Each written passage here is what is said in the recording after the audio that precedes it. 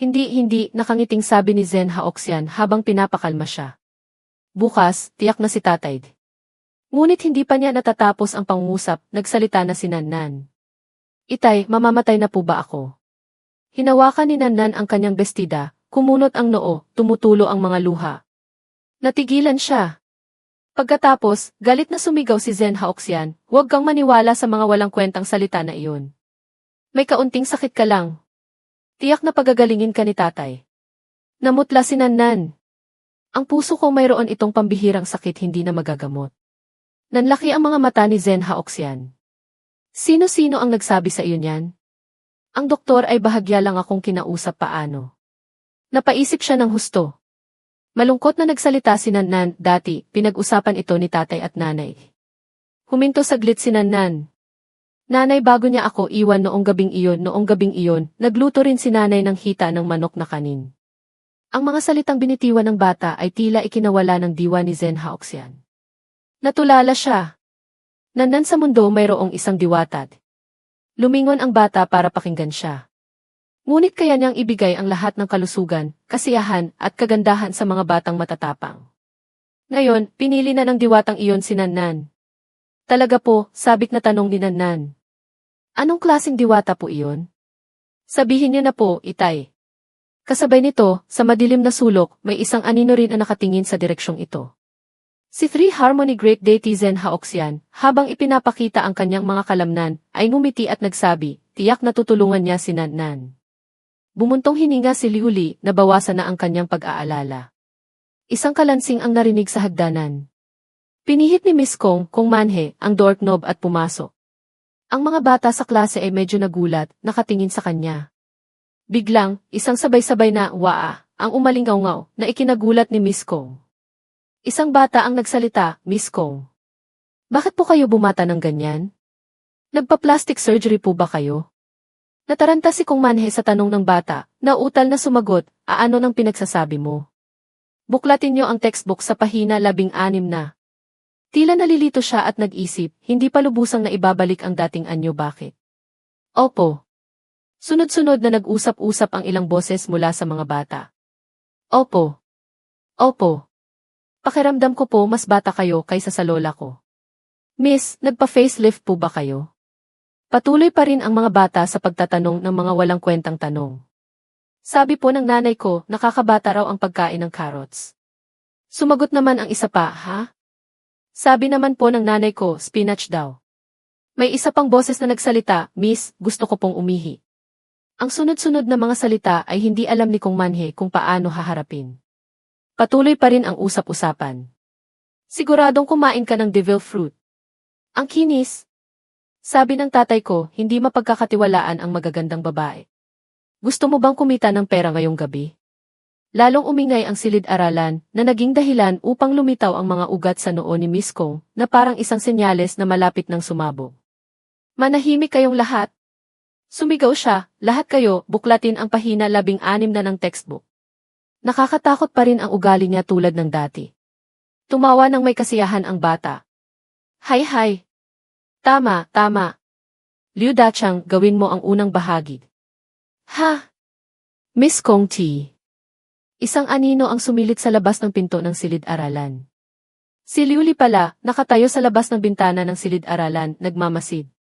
Hindi lang isang guro, kundi higit pa roon medyo nakakatakot, haha, naisip niya. Sumulyap siya sa dulo ng klase, kung saan natutulog si Nannan. Ginawang aktibo ni Liuli ang kanyang kapangyarihan, tinitingnan ang bata. Pangalan, Nannan. Edad, 5. Natitirang haba ng buhay, 5 buwan, 29 na araw, 13 oras, 42 minuto. Patuloy pa rin siyang nagmamasid, tila may iniisip. At hush! Isang tunog ang ikinagulat ni Liuli.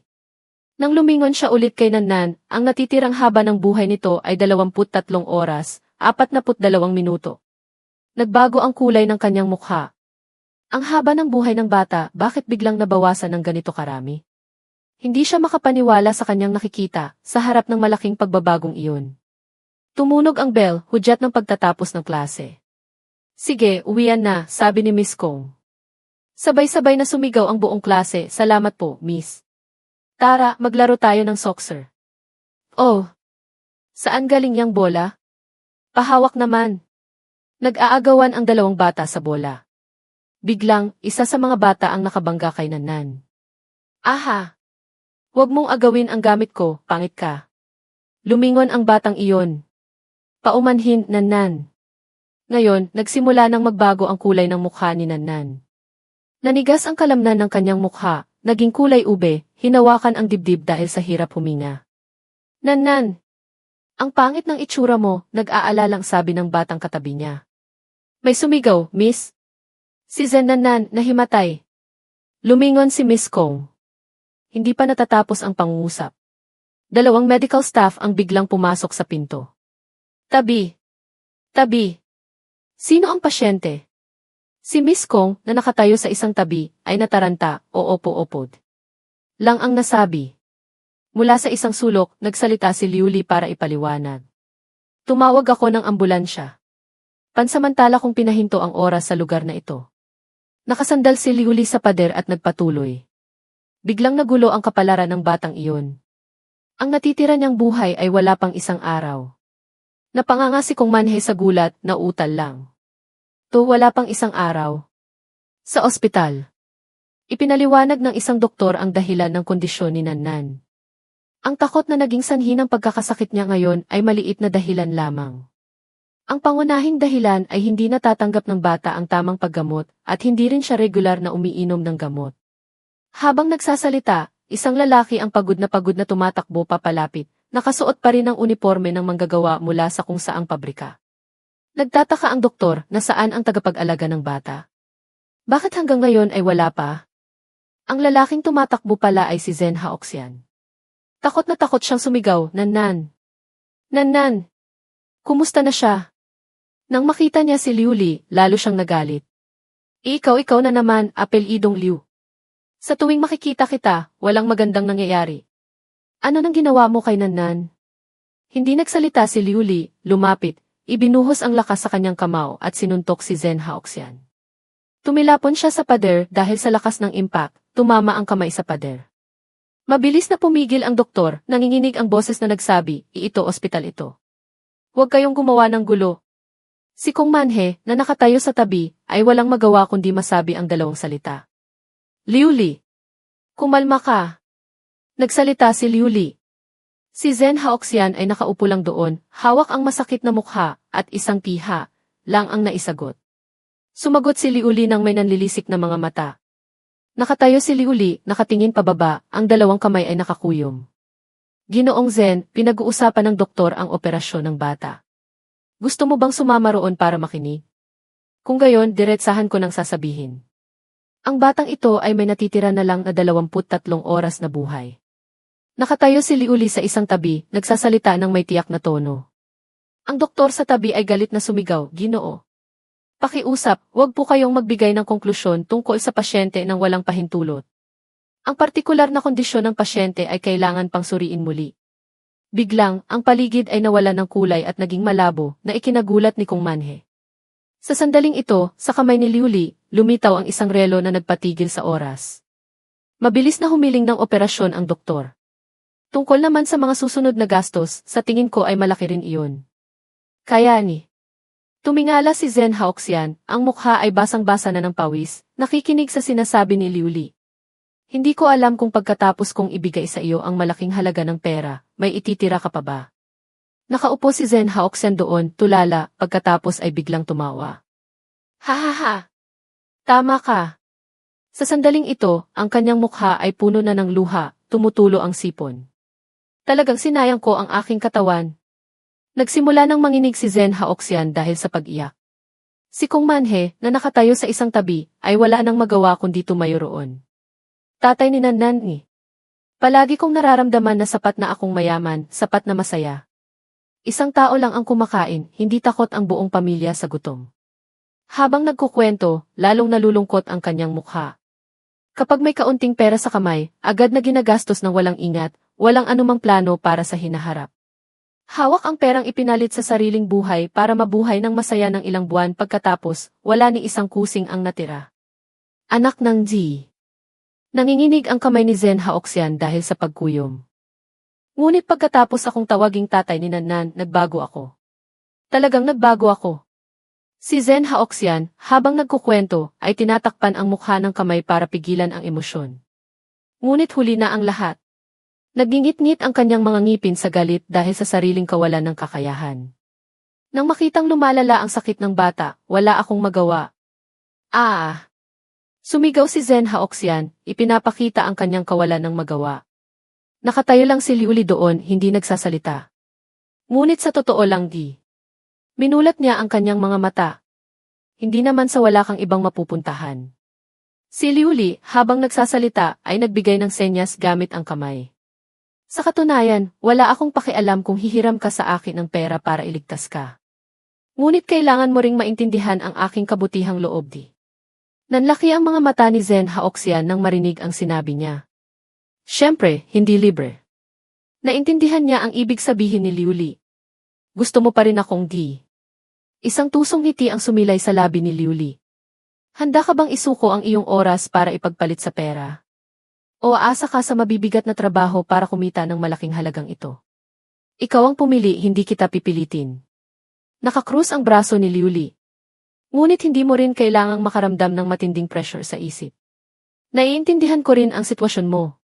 Tutal ang batang ito ay wala namang kaugnayan sa dugo sa iyo. Nanlaki ang mga mata ni Zen Haoxian nang marinig ang mga salitang ito. Yumuko siya. Nga anak siya ng isang estrangherong hindi ko kilala. Biglang sumigaw si Zen Haoxian, kasabay ng mga luha sa kanyang mukha. Ngunit tinatawag niya akong tatay. Kung gayon, anak ko siya. Ginoong Liuli, pakiusap, tulungan niyo ako. Sa abalang lobby ng ospital, si Zen Haoxian ay nakaupo sa isang hilera ng mga upuan, medyo nag-aalala ang mukha. Na parang nababasa ang kanyang iniisip, pinakalma siya ni Kong Manhe. Huwag kang mag-alala. Ang pera ni Ginoong Liuli makakabili ng kaunting oras. Hindi rin gumanda ang ekspresyon ni Zen Haoxian, sumagot lang ng, sige. Lumingon siya kay Liuli, nag-iisip. Ngunit ang gasto sa paggamot pagkatapos ng operasyon, maaari ko lang asahan na sa panahong iyon hindi bababa ang halaga ng aking buhay. Si Liuli naman ay nakakrus ang braso, nakatingin sa bintana. 2 taon na ang nakalipas, kung nakinig ka lang sa akin, ginamit mo ang perang iyon sa isang bagay na mas praktikal, mas mabuti sana. Ngayon, hindi ka sana mapupunta sa ganitong kahirapan, tama? Mabilis mo sanang napagamot si Nan. Saan ba mabibili ang gamot sa pagsisisi? Ang eksena ay bumalik sa 2 taon na ang nakalipas. Boss, isang malaking order ng stir-fried noodles. Dagdagan ng bituka, itlog, spicy sticks, at 2 bote ng beer. Opo. Ginoong Zen, dumating na po kayo. Mukhang puyat na puyat kayo, nakangising sabi ng may-ari ng tindahan. Lumapit si Zen Haoxian, nakakrus ang 2 kamay sa likod ng ulo. Pakaunti na ng pakaunti ang mga tindero mo, Ang marangyang buhay ganyan din ba talaga? Kailangan ding bumaba sa mababang antas para magmasid, Bumuntong hininga ang may-ari ng tindahan, kunwaring isang malaking lobo. Naubusan ka na naman ng pera, Noong masaya ka, hindi man lang kita nakitang pumunta rito. Masayang sumagot si Zen Haoxian, nga. Nagkukunwari akong mayaman, ikaw naman nagkukunwaring bulag, bagay na bagay. Huwag ka ng maraming satsat, ipagluto mo na ako. Isang tunog ang nakakuha ng kanyang pansin. Anak ng. Ang munting dambana mo, mataba, sa wakas ay may customer na dumating. Isang batang babae na may maruming mukha, punit-punit ang damit, ang lumitaw sa labas ng pinto. Sa maliit at sira-sirang kainan, sa harap ni Zen Haoxian ay isang pulubing bata na marumi ang damit, magulo ang buhok. Tahimik na nakaupo ang bata, nakayuko, hindi nagsasalita. Nagtatakang nag-isip si Zen Haoxian, ano nang ginagawa nito? Bigla na lang umupo rito. Nauna siyang nagsalita, hoy, bata. Ngunit hindi pa niya natatapos ang pangusap, nagsalita na ang bata. Tiyo, gutom na po ako. Natulala si Zen Haoxian. Pagkatapos ay sumigaw siya, ano nang pakialam ko? Magkakilala ba tayo? Sa ganitong mga pagkakataon, dapat hanapin mo ang mga magulang mo. Biglang, isang plato ng hamburger na may kasamang French fries ang inilagay sa mesa. Mabait na ipinaliwanag ng may-ari ng tindahan na may isang mata lang, ang batang ito ay nagsimulang magpagala-gala sa kalye noong nakaraang linggo. Naawa ako sa kanya, kaya binigyan ko siya ng ilang siopao. Hindi ko inaasahan na araw-araw siyang pupunta rito pagkatapos noon. Pagkatapos ay naglagay pa siya ng isang buong inihaw na manok.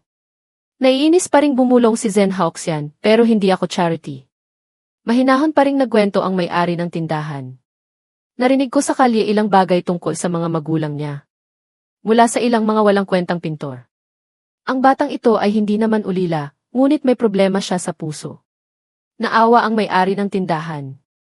Ang mga magulang niya ay mas interesado sa kanyang kapatid na lalaki at tumangging magbayad para sa kanyang pagpapagamot. Pumunta na ang mga kinaukulang ahensya sa bahay nila para payuhan sila kinabukasan, bumalik na naman sa dati ang lahat. Habang nakikinig sa kwento ng may-ari ng tindahan, tinitigan ni Zen Haoxian ang bata. Ang bata naman ay nanlalaki ang mga mata, tumutulo ang laway habang tinitingnan ang inihaw na manok sa harap niya. Nagingit-ngit ang ngipin ng may-ari ng tindahan, hinahamak ang mga magulang ng bata. Sana ngayon, masagasaan siya ng sasakyan o may kumuha sa kanya. Ang ganyang mga magulang, mayroon man o walang pinagkaiba. Tumawa ng malakas si Zen Haoxian. Hindi ko inaasahan, bata ka pa, may puso ka rin palang busila. Ang kilos mong ito, napakabait mo. Ngayon, may swerte akong makakain. Nakakrus ang braso ng may-ari ng tindahan, medyo naiinis sa mga mapanuyang salita ni Zen Haoxian. Ano ng mga salita ito? Kung ano ang kaya nating gawin, huwag tayong maging duwag. Tutal, isa lang akong kusinero. Itinaas ang isang hita ng manok. Masayang pinuri ni Zen Haoxian ang amo. Napakagaling. Kung gayon, hindi na ako magpapakakimi pa. Dalhan mo ako ng 2 bote ng alak. Sumimangot ang may-ari ng tindahan, nakakrus pa rin ang braso sa isang tabi, mahinang nag-anunsyo ng bayarin. Lahat-lahat, 128. Bayaran mo muna. Habang masaya pa, nang marinig ito ni Zen Haoxian, agad siyang nabigla, nabulunan sa laway. Habang pinupunasan ang bibig, naiinis siyang sumigaw, anak ng. Ako ang nagbayad? Hindi ba't ako ang umorder? Agad na nagpakita ng nananakot na mukha ang may-ari ng tindahan na may isang mata lang. Lahat ng iyan ay nasa mesa na. Subukan mong tumakas sa bayarin. Sumigaw si Zen Haoxian, hayop ka. Ninanakawan mo ako ng harap-harapan. Bawas-bawasan mo ang satsat. Magbayad ka. Ang sigaw niya ay umalinggaw sa buong eskinita ng mga squatter. Ese! Pagkatapos kumain, habang naglalakad sa maliit na eskinita, naiinis pa rin si Zen Haoxian. Ese! Ang perang gagamitin sana sa internet ng ilang araw, ubos na. Walang hiya. Kung hindi lang ako natatalo sa kanya, matagal ko na siyang pinatay. Ha! Bigla siyang nagulat at lumingon sa likuran. Nakita niya ang kaawa-awang bata kanina sa kainan. Nakasuksok ang kamay ni Zen Haoxian sa bulsa, hindi masaya. Hoy! Hoy! Pinakain na kita, bakit mo pa ako sinusundan? Huwag kang mag-alala, cute ako at nananakit din ako ng bata. Nanginginig na nautal ang bata. Pipero dito po ako nagsisimulang umuwi. Nagpatuloy siya sa paglakad. Mas mabuti kung ganoon, huwag mo na akong sundan. Sumunod ang bata, tumango, medyo ayaw. Yuha! Pagkaraan ng ilang sandali. Nakatayo sa pinto ng internet cafe, nag-inat si Zen Haoxian, na pabuntong hininga. Ang galing ng tama na to. Maliligo ako at magpapamasahe ng kaunti. Haha! Isa na namang perpektong araw. Akmang sisindihan na ang sigarilyo nang makarinig siya ng sigawan sa kalapit na eskinita. Ano ba talaga ang ginawa mo? Sabihin mo. Sinadya mo bang galitin ako, ha? Isang babaeng nakasuot ng pink na polo shirt, maayos na nakasuksok sa maong na pantalon, ang mahigpit na humahawak sa balikat ng isang batang marumi ang damit. Anong ninakaw mo sa labas? Nauutal ang bata. O wala po isang tiyod. Hindi pa natatapos ang salita, sumigaw na ang babae. Nagsisinungaling ka. Halata namang hindi mo pa napupunasan ang bibig mo. Si Zen Haoxian, na nakasilip mula sa malayo, ay nakilala ang pulubing bata. Isang mabangis na mukha, sumisigaw ang babae. Hindi ba't sinabi ko na anumang mayroon ka, dapat unahin mo ang kapatid mo? Ang sakit mo, hindi ka na magtatagal. Bakit hindi ka mabuhay ng maayos? Dahil sa'yo, laging nagagalit sa atin ang tatay mo. Biglang, determinadong nagsalita ang bata. Hindi ko siya tatay. At hindi ko rin kapatid ang batang iyon. Nagulat ang babae, nakatitig sa kanya. Bang! Sinampal niya ang bata, na naging dahilan upang matumba ito sa lupa. Kasabay nito, isang mukhang demonyo ang lumitaw sa kanyang mukha. Malamig siyang tumingin sa bata. Ang tono ng pananalita mo parang siya talaga ang nanganak sa'yo. Nagsisisi ako. Hindi na nakatiis, lumabas si Zen Haoxian at pinagalitan ang babae. Manahimik ka, walang hiya. Sa langit at lupa, bakit may ganitong klaseng ina? Ang puso mo, pinunit na ba ng asong kalye, ha? Nang masigawan na parang binuhusan ng tubig, lumingon siya, galit na galit. Ikaw sino ka? Ano nang pakialam mo sa problema ng pamilya namin? Ang batang nakaupo sa lupa ay umiiyak. Tio, isang tingin na parang gustong manakit. Nagdingit-ngit ang ngipin ni Zen Haoxian. Sa tingin mo, gusto kong pakialaman ang problema ng pamilya mo. Ang mabahong mga salita lang na lumalabas sa bibig mo nakikita na ng buong kalye. Ikaw, Li. Matigas ang liig niya. Ikaw na walang hiya. Wala kang alam. Hindi rin nagpatalo si Zen Haoxian. Malinaw kong nakita. Isa kang basura. Para lang makuha ang loob ng kalaguyo mo, itinatapon mo ang sarili mong anak. Tinamaan siya sa sinabi. Natigilan siya, nautal lang. Ikaw, Li. Nagpatuloy siya sa pagmumura. Ano ang ikaw? Isa ka lang tanga. May kakayahang manganak, pero walang kakayahang mag-alaga. Dapat maglabas ng batas ang bansa natin, lahat ng magulang na tulad mo ay dapat patayin. Ang ganyang klaseng tao ang mabuhay ay pag-aaksaya lang ng yaman. Nang marinig ito, sumigaw siya. Ikaw ang matuwid. Ikaw ang mabuting tao. Kung may tapang ka, ikaw ang mag-alaga sa batang ito na may sakit. Hinampas ni Zen Haoxian ang kanyang dibdib, nagyayabang. Mag-alaga kung mag-alaga. Marami akong pera ngayon, matanda. Ngunit dahil sa mga salitang binitiwan niya sa gitna ng pag-aaway na iyon, maraming bagay ang nagbago. Anak ng lahat ito ay kagagawa ng demonyo para magsimula ang lahat. Pagbalik sa kasalukuyan, sa labas ng klinika ng ospital. Nagtanong muli si Kong Manhe kay Zen Haoxian. Kaya ganoon lang kadali ibinigay sa iyo ng nanay ng bata ang sarili niyang anak? Nakakrus ang braso ni Liuli sa tabi, malalim ang iniisip. Nakaupo si Zen Haoxian sa hilera ng mga upuan, nakasandal ang siko sa hita, malungkot. Umaasa lang sila na maitatapon na nila ang pabigat. May mga taong gastador na tulad ko na tumutulong sa kanila na alagaan ang anak nila. Nakakatawa. Nang marinig ito, nagtanong muli si Liuli. Kaya nagsisisi ka rin dahil nagmadali kang kunin ang batang ito. Ngumiti si Zen Haoxian. Nagsisisi ako ng husto. Ngunit ang kanyang mukha na malapit ng umiyak ay hindi mukhang nakangiti. Naglabas siya ng saloobin. Kung sana nakalayo ako bago pa ako magkaroon ng damdamin para sa batang ito, mas mabuti sana. Kasabay nito, tinanong din niya ang sarili. Napakabobo ko, tama? Nag-isip saglit si Liuli, pagkatapos ay suminghal, tumalikod at sumagot, hindi matalino. Kinuyom ang dalawang kamay. Si Zen Haoxian, na may malungkot na boses, ay ikinuwento ang kanyang nararamdaman noong inampun niya ang bata. Noong nagsisimula pa lang pakiramdam ko, buong katawan ko ay gustong sumuko. Hindi ako makapag-internet. Kumunot din ang noo ni Kong Manhe, nagpapakita ng pakikiramay, dahil naiintindihan niya na mahirap na ang mag-alaga ng anak ng mag-isa, lalo na para sa isang binatang nag-aalaga ng maliit na batang babae. Nagpatuloy siya. Dahil walang paraan para magbigay ng patunay ng relasyon, maaari lang kaming manatili sa isang maliit na paupahang bahay na 30 piso ang halaga. Bumuntong hininga siya, iniunat ang mga braso, sumandal sa upuan na alala. Minsan kailangan ko pang bilhan siya ng kaunting merienda. Naaalala ko pa ang nanlilisik na tingin ang tindero ng ice cream, noong nagbabayad ako pangunahin, hindi ko rin alam na ganoon pala kamahal.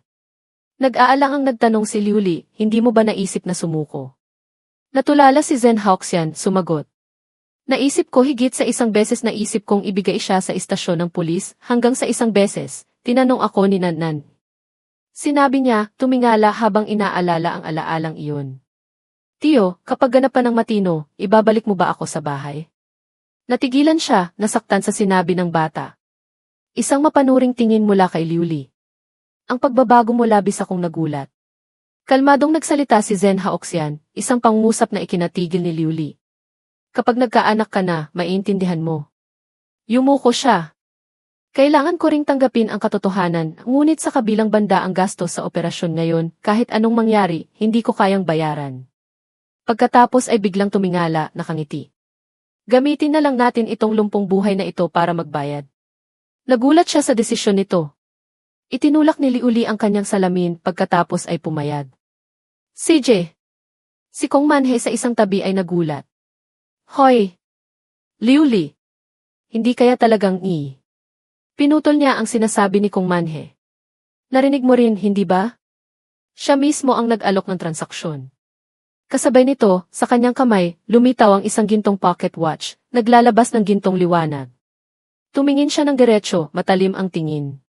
Nagsalita si Liuli, wala akong dahilan para tumanggi, tama ba, Ginoong Zen? Biglang tumayo si Zen Haoxian, determinado. Gawin mo na. Handa na ako. Agad na ginamit ni Liuli ang kanyang kapangyarihan para kontrolin ang oras. Tiningnan niya ang impormasyon tungkol sa haba ng buhay ni Zen Haoxian. Pangalan, Zen Haoxian. Edad, 46.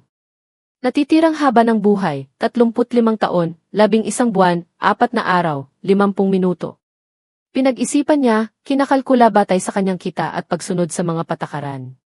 Sa madaling salita, dapat kong kunin sa iyo 5 taon, walang problema, tama? Sumagot si Zen Haoxian, pakiusap, gawin mo na. Sa sandaling ito, si Zen Haoxian ay lumulutang sa harap niya. Nag-alok si Liuli na bigyan siya ng isang espesyal na pabor. Nga pala ngayon, gusto mo bang tingnan ng kaunti ang natitira mong buhay? Ngumiti si Zen Haoxian nang nakangisi. Mas mabuti pang hindi na. Ang mga salitang lalabas sa bibig mo may inis lang sinannan. Kuminang ang relo sa kamay ni Liuli, kasabay ng pagbaba ni Zen Haoxian sa lupa. Nagulat siya. Ito tapos na. Walang pakiramdam na nagbagod. Nag-aalala, lumingon siya, nagtatakang nagtanong kay Liuli. Ginoong Liuli, talagang umikli na ba ang buhay ko? Ngunit sa likuran niya, kung saan nakatayo sina Liuli at Kong Manhe, ay walang katao-tao. Inasaan na saan sila? Kasabay nito, sa silid ng ospital kung saan nakahiga si Nannan. Nakasuksok ang kamay ni Liuli sa bulsa, tinitingnan ang kaawa-awang bata sa kama. Napabuntong hininga. Mahirap sabihin ito ba ay kasawian o swerte mo? Huminto saglit, nagpatuloy siya. Ngayon, makipagtransaksyon tayo. Siyempre, hindi makasagot si Nannan. Walang malay pa rin siya pagkatapos ng operasyon, nakapikit ang mga mata, tuyo ang mga labi. Nakatayo si Liuli sa tabi ng kama ni Nannan. Sa sandaling ito, gising na ang bata at nakaupo, tulalang nakatingin sa kanya. Nagsalita ang bata. Kayo po ba yung salamangkero na sinasabi ni tatay? Itinaas ni Liuli ang kanyang salamin, nanunukso. Tama. Ako nga ang tunay na salamangkero. Pagkasabi nito, naglabas siya ng isang bolang kulay ginto, naglalabas ng maningning na gintong liwanag, at sinabi sa bata, tingnan mo, ito ang mahiwagang gamot na makakapagpagaling sa sakit mo. Nakikita mo ba? Tuwang-tuwa ang bata, masayang umiti at nagtanong, ang ganda. Pwede ko po bang hawakan? Isang kamay sa bulsa, ang kabilang kamay ay iniabot ang nagniningning na gintong singsing. Humanga ang bata, lumuhod sa kama, iniunat ang kamay para subukang hawakan. Ngunit nang malapit na niyang mahawakan, biglang lumabas ang tusong buntot ng isang negosyante, si Liuli. Kapag hinawakan mo, kailangan mo ng bilhin. Nagulat ang bata, itinaas ang 2 kamay na parang sumusuko, habang nagmamadaling nagsasabi, hindi ko pa po nahahawakan. Nang makita ang cute na kilos ni Nannan, tinakpan niya ang bibig, tumatawa ng mahina. Haha! Ang saya! Biglang, huminto siya sa pagtawa at tiningnan ang bata. Umupo si Nannan sa kama, hindi makatingin ng diretsyo, himi na nagsabi, hindi ko po kayang bilhin. Mahal po iyon. Nakakrus ang braso niya, seryosong nagbigay ng kondisyon sa bata. Napakamahal ng bagay na ito.